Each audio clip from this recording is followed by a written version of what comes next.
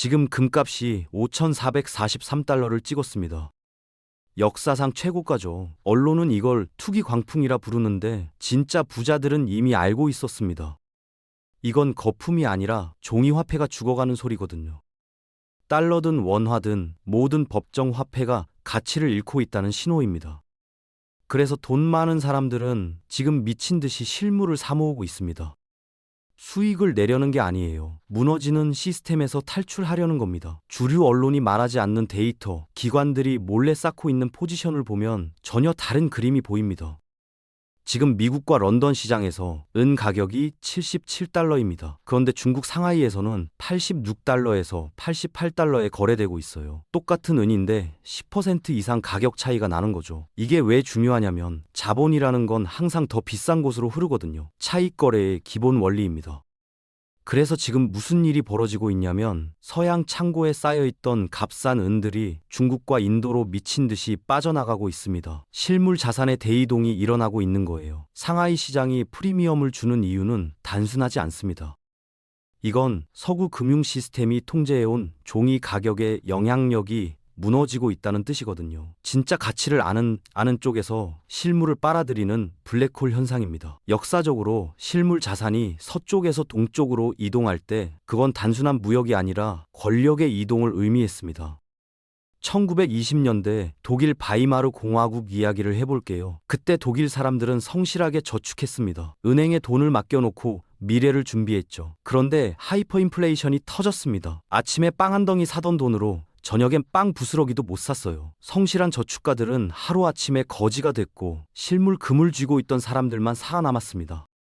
1971년 닉슨 대통령이 금태환을 중단한 이후 50년 동안 우리는 빚을 빚으로 갚는 시스템을 유지해왔어요. 정부가 돈이 부족하면 중앙은행이 돈을 찍어내는 거죠. 부채의 화폐화라고 부릅니다. 문제는 이 시스템이 한계에 도달했다는 겁니다.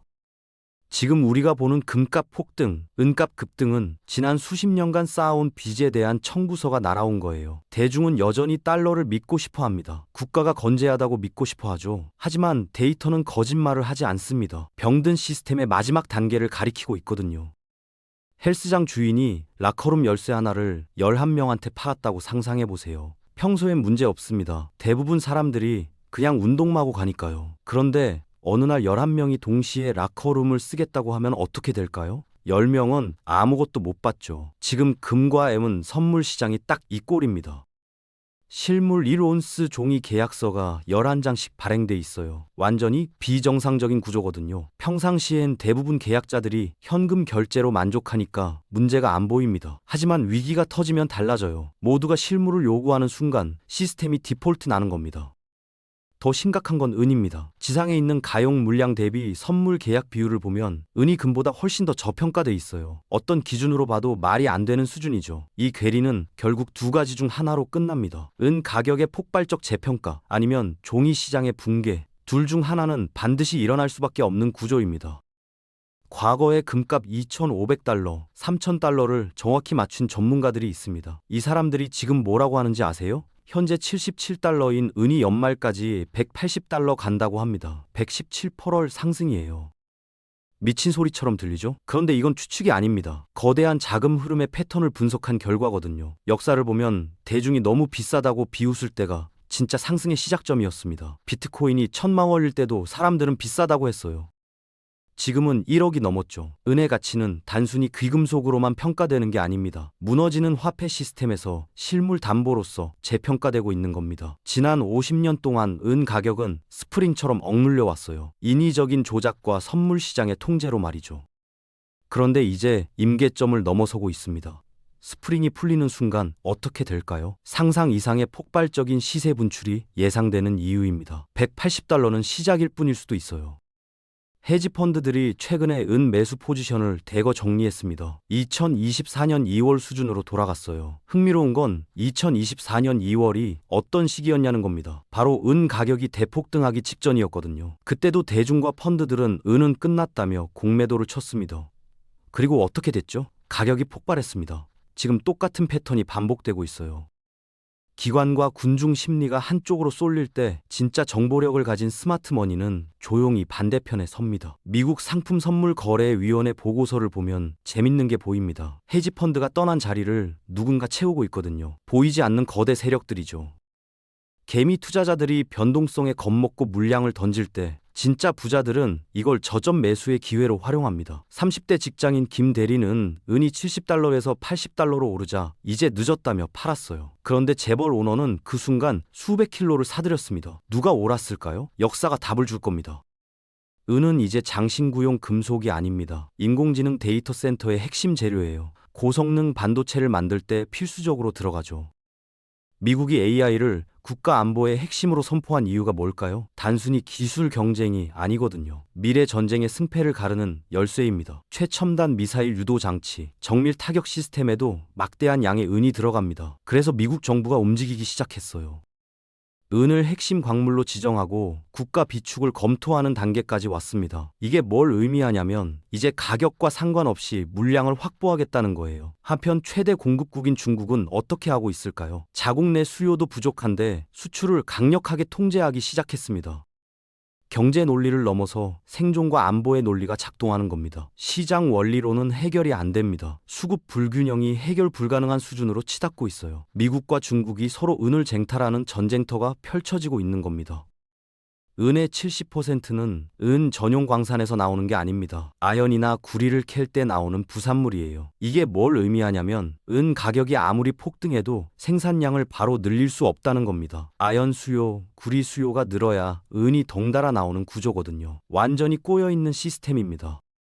전 세계 은 공급은 이미 5년 연속 적자를 기록하고 있어요. 광산 생산량은 매년 줄어들고 있습니다. 상하이 거래소의 애은 재고를 보면 더 심각합니다. 지난 6년 동안 90%가 증발했어요. 2025년 이후에만 또 반토막이 났습니다. 고갈 직전이라는 뜻이죠. 그런데 수요는 어떻습니까? AI 산업, 국가 안보, 신재생 에너지로 폭증하고 있습니다. 공급은 구조적으로 막혀 있는데 수요는 하늘을 찌르고 있어요. 초등학생도 아는 수급 법칙입니다. 가격이 안 오를 수가 없는 거죠. 이건 추측이 아니라 수학적 필연입니다. 시간이 지날수록 격차는 더 벌어질 수밖에 없는 구조거든요. 정부와 정치인들은 지난 수십 년간 세금보다 훨씬 많은 돈을 써왔습니다. 어떻게 가능했을까요? 중앙은행이 돈을 찍어줬기 때문이죠. 도덕적 해이의 극치입니다. 기득권 세력은 대중이 조용히 인플레이션이라는 보이지 않는 세금을 내주길 바랍니다. 종이 화폐 시스템 안에 계속 머물러 있길 원하는 거예요. 그래서 이들은 무슨 짓을 할까요? 귀금속 투자에 세금을 매깁니다. 변동성을 인위적으로 키워서 사람들을 겁먹게 만들죠. 금 투자를 구시대적이라고 비하하고 사회적 낙인을 찍습니다. 요즘 누가 금을 사냐는 식으로 말이죠. 하지만 깨어있는 소수는 압니다. 실물 금과 은이 정부의 통제와 감시로부터 개인의 자유를 지키는 유일한 방패라는 걸요. 은행에 있는 돈은 클릭 한 번이면 동결됩니다. 정부 마음대로죠. 하지만 금고 속 금은 누구도 못 건드립니다. 종이 자산에 묶여있는 한 당신은 화폐 가치 하락의 피해자가 될 수밖에 없습니다. 시스템 밖에 진짜 자산을 확보해야 합니다. 진짜 부자들은 더 큰 수익을 내려고 금을 사는 게 아닙니다. 지금 가진 부를 지키기 위해 사는 거예요. 현금 10억 원을 금고에 넣어두면 안전해 보이죠? 천만의 말씀입니다. 인플레이션이라는 열기가 그 가치를 얼음처럼 녹여버립니다. 5년 후엔 7억의 구매력밖에 안 남아요. 부자들은 이걸 압니다. 그래서 녹아내리는 종이돈이라는 얼음을 절대 녹지 않는 실물금으로 바꾸는 겁니다. 가치를 보존하는 거죠. 주변의 비웃음에도 불구하고 꿋꿋하게 실물을 모으는 행위, 이건 투기가 아닙니다. 본능적인 생존 전략이거든요. 은행 직원들은 말합니다. 금은 변동성이 크다. 예금하면 이자도 받는다. 요즘 누가 금을 사냐고요. 하지만 역사를 보세요. 2025년 금값이 폭등했을 때 실물을 보유했던 사람들이 결국 최후에 웃었습니다. 종이 자산에 묶여있던 사람들은 손가락만 빨았죠. 부자가 되는 것보다 부자로 남는 게 더 어렵다는 말이 있습니다. 그 비결이 바로 여기 있어요. 역사적으로 검증된 자산만이 진짜 신뢰를 줄 수 있습니다.